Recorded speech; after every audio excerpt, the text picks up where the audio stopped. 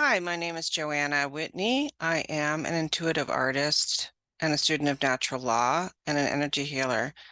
And I haven't made a video for several weeks. So it's definitely time for me to make one. And I have absolutely no idea what to make one about right now. So I'm just going to wing it. What's been coming up recently is I have to go back and explain what natural law is from my point of view through my studies with Mark Passio.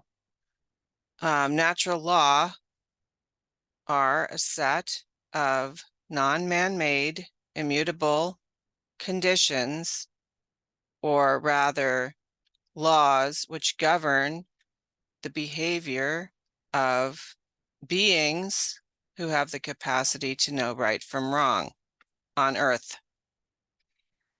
And there are 5 natural law violations that are common.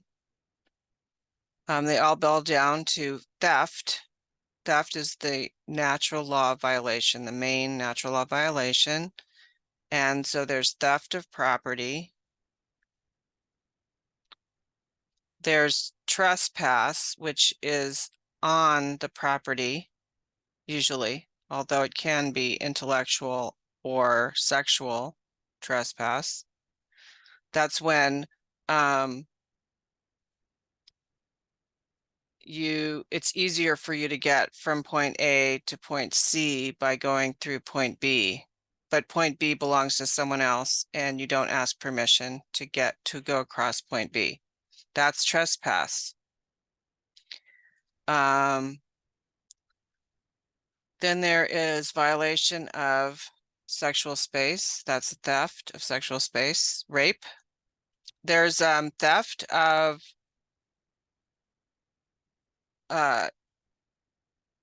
truth, which is coercion. So you have something that you want someone to do, but you don't tell them the whole story about it. You leave out big, important things for them to make a good decision with. And you make your thing sound really good because you leave out the bad stuff or put it in such fine print that you can't read it. That's coercion. Then there is murder, theft of life.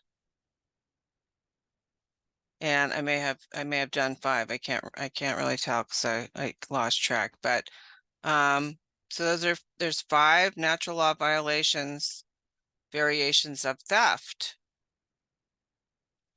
And basically,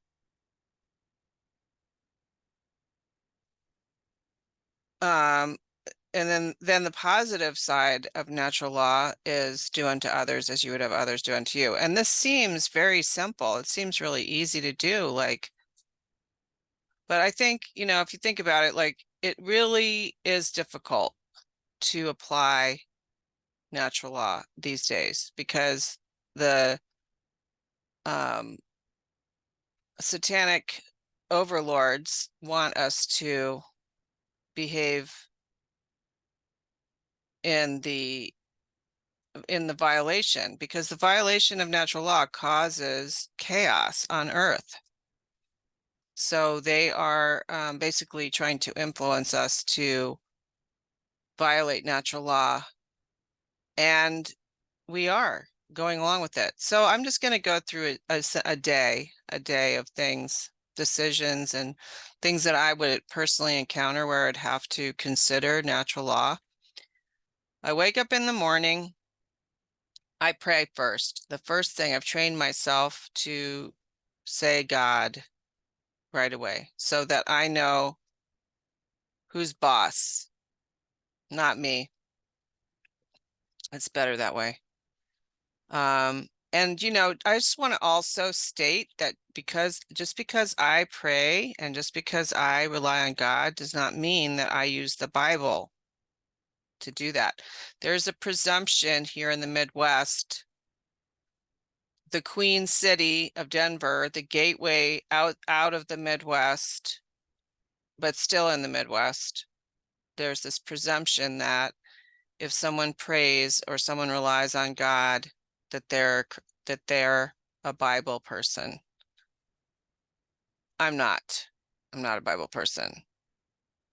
So there are those of us who don't relate to the Bible in any way, who, I mean, I don't really want to get into this right now, I don't think, but the Bible has been hacked up by humans. It's been translated by humans out of Aramaic into a bunch of languages, and whoever's translating it has a point of view that they're trying to impart. And then there was also Constantine, who took books out of the Bible in the 4th century. So I just don't use it. I mean, I do follow certain Christian mystics who seem to be able to get really good stuff out of it, but that's for them. And I like to read their stuff, but I personally don't use it. So I do pray in the morning to God, the creator of the universe, who put these laws into place. And basically, I want to be in alignment with the laws and with the creator. Because for me, I've found that that's just easier. It makes life a lot easier and more uplifting if I'm in that space. So then, you know, I might get up and I might make a cup of coffee. And there we are, coffee. I am currently drinking Natural Grocers Fair Trade Sumatra coffee. But, you know, I had to really wrestle with myself about this because Sumatra coffee impinges on the territory of the Sumatran gorilla. And I've seen some pretty horrible videos about that. And it pains me to participate in that, the demise of the Sumatran gorilla. But I reasoned it out with myself, and for me, I rationalized it, I guess, that because it's fair trade, that's kind of okay. It isn't really okay with me, but for the moment, it's gonna have to do. But that, to me, that's a natural law question, because humans are stealing the land that the Sumatran gorilla lives on, and for coffee, because the whole world runs on coffee. And there's other types of coffee, but that's just one example. That's the example that I looked into because I love Sumatra roast coffee. The packaging of the coffee, that metal foil bag, the foil plastic bag, does it disintegrate in the landfill? No, it doesn't. Recycling, you can't recycle that, but I don't even think that recycling exists anymore. I think that I mean, if you look into it, it's really pretty sad. I think we were sending our recycling to China for them to recycle it, which right there, you know, the amount of oil that it took to send our garbage to China is just horrifying. And then I think the Chinese just stopped recycling our stuff and probably dumped it in the ocean. I think that's what they're doing now, is that they may say that they're recycling stuff, but actually it's getting dumped in the ocean. So, natural law. My purchase of a product and the packaging that product has is violating the natural law of other beings on this planet because I'm stealing their property. And we have all of us creatures on planet Earth have the inalienable right to our own lair. And we have the inalienable right to migrate to wherever we want to migrate. And there's a constant violation going on with how much pollution we're creating. And you know, the globalists say that the solution to pollution is dissolution, which is total horse crap. That's like if I just put a little bit of cadmium in this water, the rest of the water will just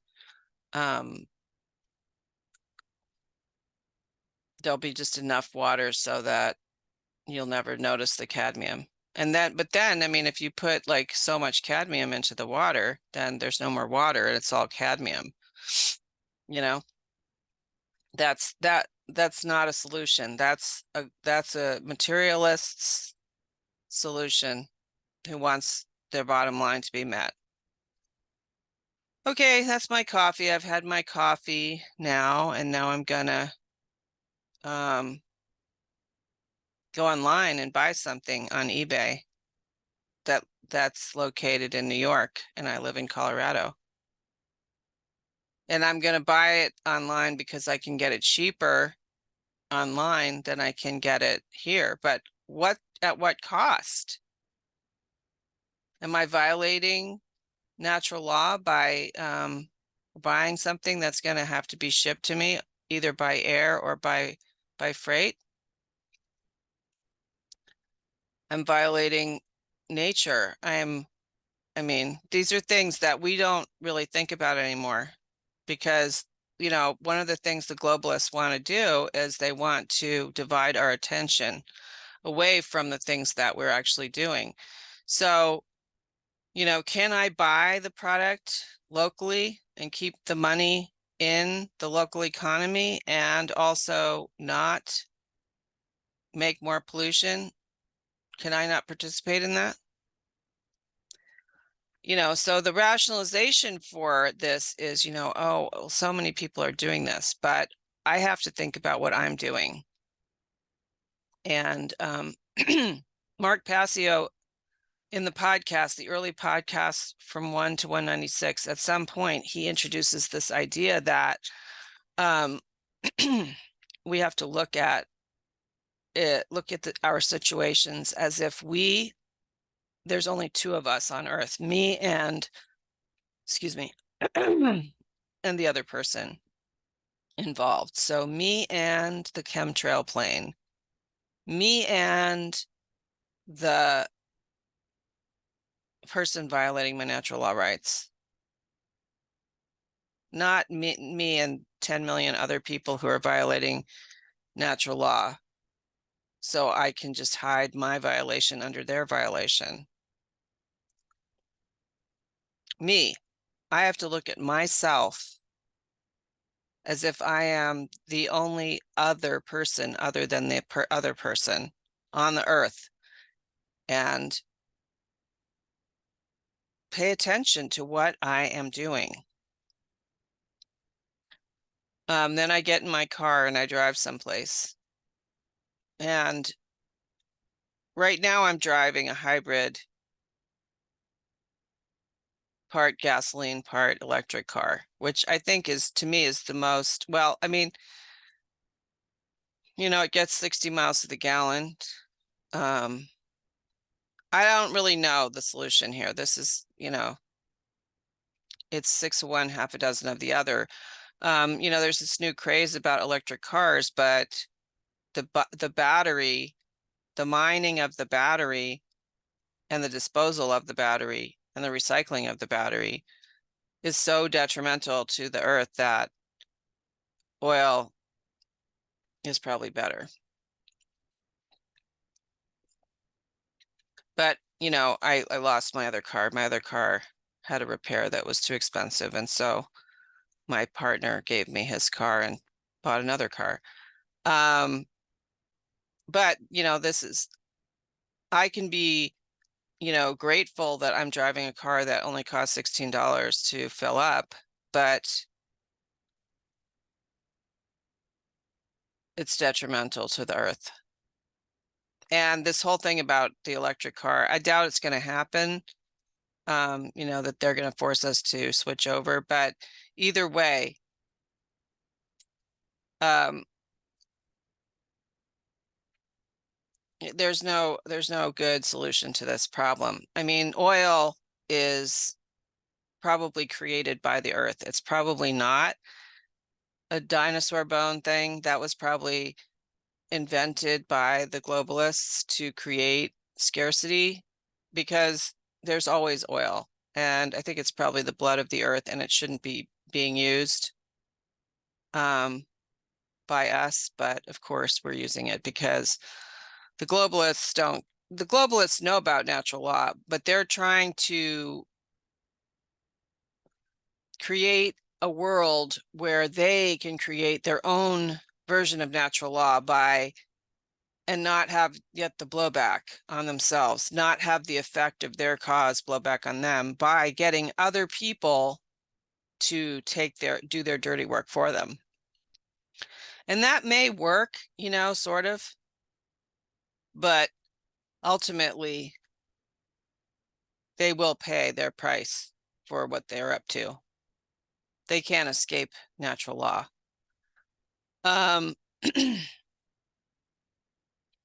So how about then I go on social media. Now, this is a big problem for me. I have a big problem with social media.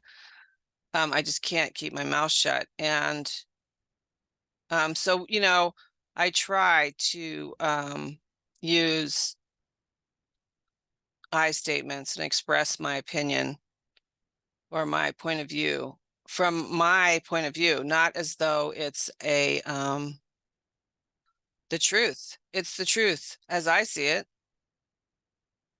But I do get myself embroiled in these situations on social media, and then I'm always reminded that I shouldn't even be on there, really. I should be trying to see people in person. But there's a whole huge a number of people nowadays who don't want to meet in person anymore. And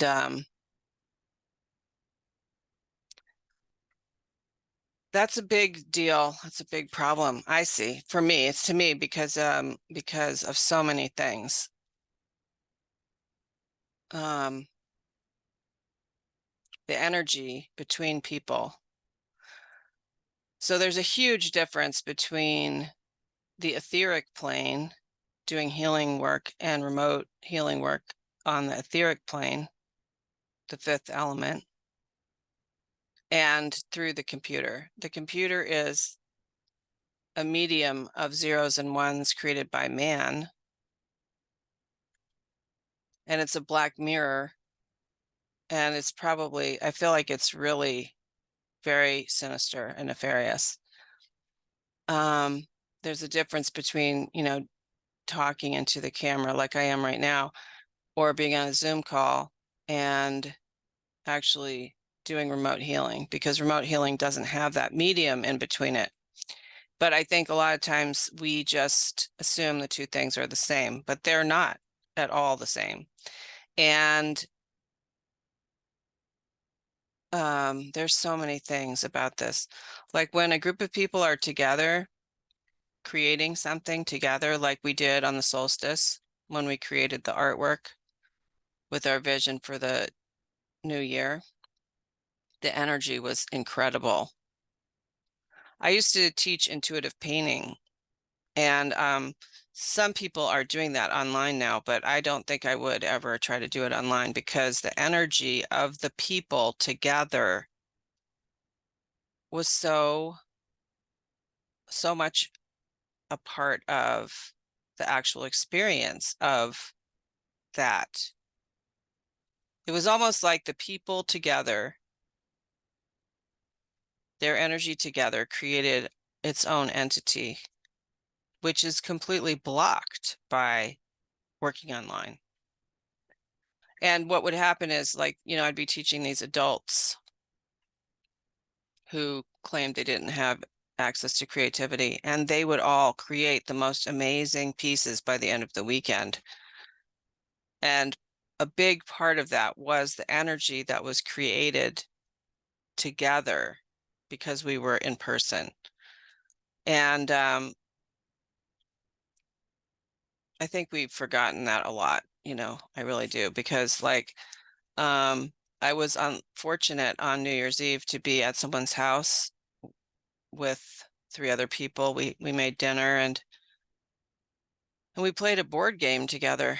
Oh my goodness, it was so amazing to play a board game. I mean, I don't know when the last time you guys ever did this, but I really felt like my brain was actually working. It was amazing. I felt like I was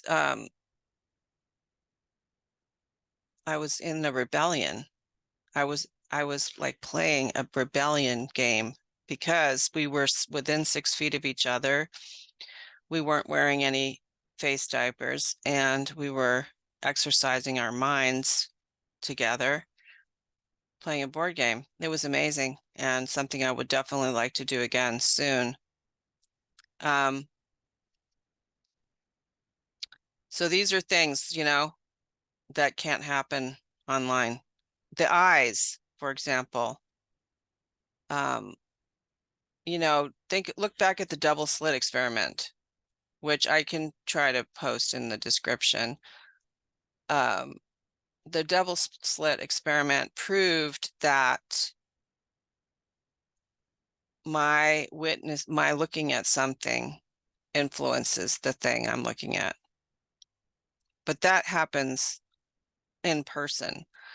It makes me think that the computer is stealing my energy. When I tap on the computer, like the iPad, because I use the iPad for my energy healing practice, that it's stealing my psychotronic energy through my fingertips. And by staring into the camera right now, that I'm allowing my spirit to be stolen by the internet entity thing. So there are so many things that are missing from meeting online versus meeting in person. And that is a form of theft that I'm allowing myself. I'm basically surrendering to the theft of my energy by making this video right now. It's a false promise. It makes me feel like I'm connected to people and connected to the solution, but it's more likely that it's a complete and total lie, because the actual solution is in meeting face to face. So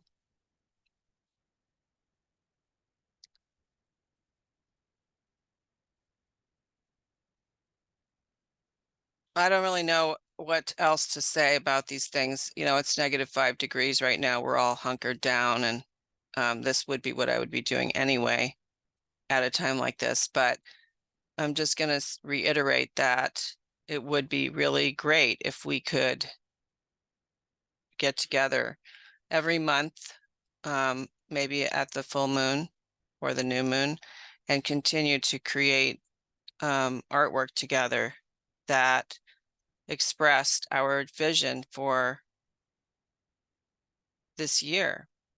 And I think we would be amazed at the end of that time what we would have created together, spiritually, psychologically, and who knows what else would come from that.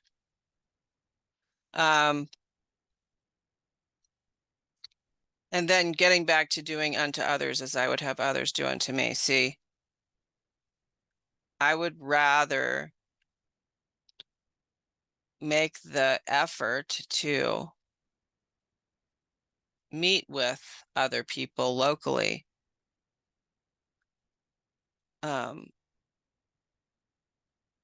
Because the thing is, like, if I steal from the Sumatran gorillas by drinking the coffee, which I am doing right now, I'm gonna be allowing myself to be stolen from. I'm lowering my vibration by doing that. I'm saying it's okay to do that.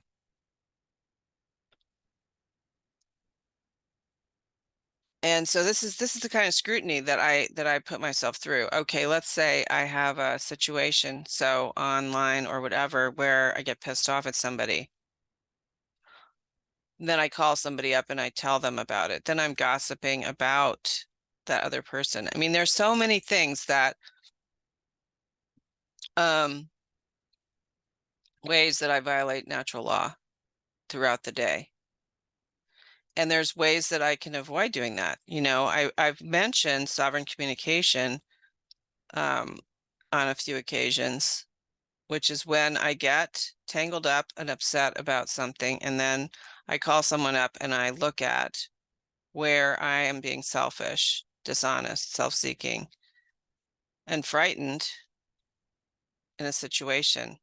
I tell that person what I want, selfish, how I'm playing God, how I'm being dishonest, how I'm lying by omission or commission. I tell that person how I'm trying to get my agenda from the other person. And I tell the other person what I'm afraid of that's driving this whole thing. And then I ask God to remove it from me, and I try to find someone I can help. I'll look at that for a moment. Trying to find someone I can help. Okay. I could pray for someone. I could pray for the homeless people right now. I could pray for, you know, somebody I saw flying a sign. Or I could actually try to help someone in my current environment. Now, when I go to help someone, I have to try to really help them, not try to help them do what I want them to do. Or that would be coercion, right? Not try to get them to do something that I think they should do, which I think would be helpful to them. These are not, this is violations of natural law, where, you know, theft.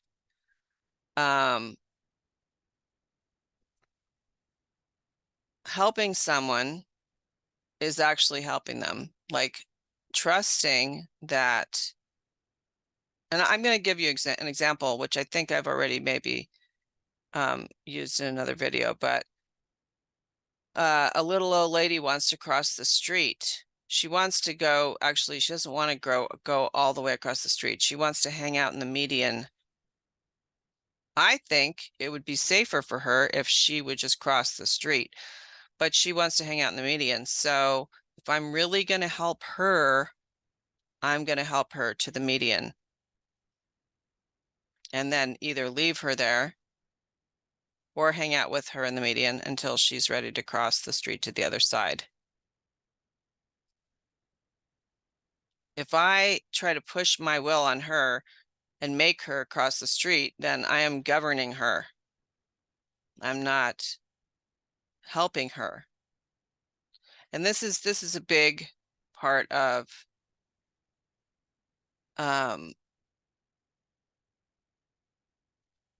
violating natural law of other people, where we think we know what other people should do and we try to push our will on them.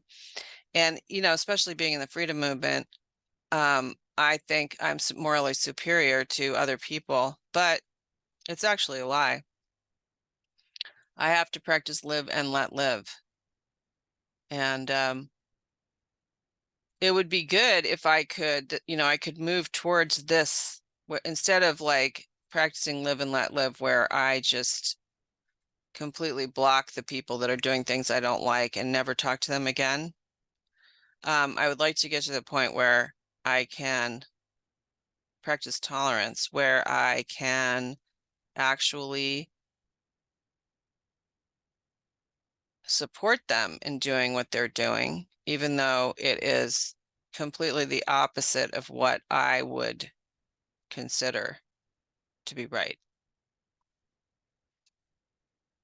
Yeah, stay in their life, be a part of their life, and never let them know how much I disapprove of what they're doing. That would be true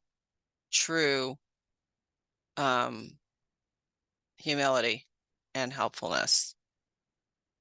And the more I attempt to practice these kinds of things, the more I will walk in the light. I can do it out of a selfish motive for sure. Absolutely. Enlightened self-interest. That coin was termed by Anthony de Mello, who was a Jesuit or Franciscan monk rather in India. He died in 1986. He termed coined the term enlightened self-interest, in which I do things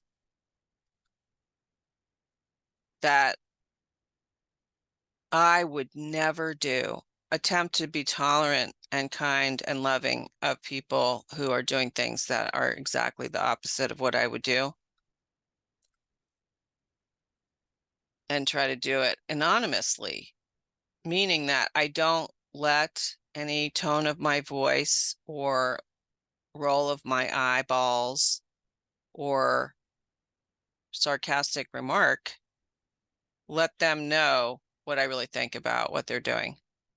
I just try to support them. And, that is so huge, because if you look at natural law, like there is no authority, human authority in natural law.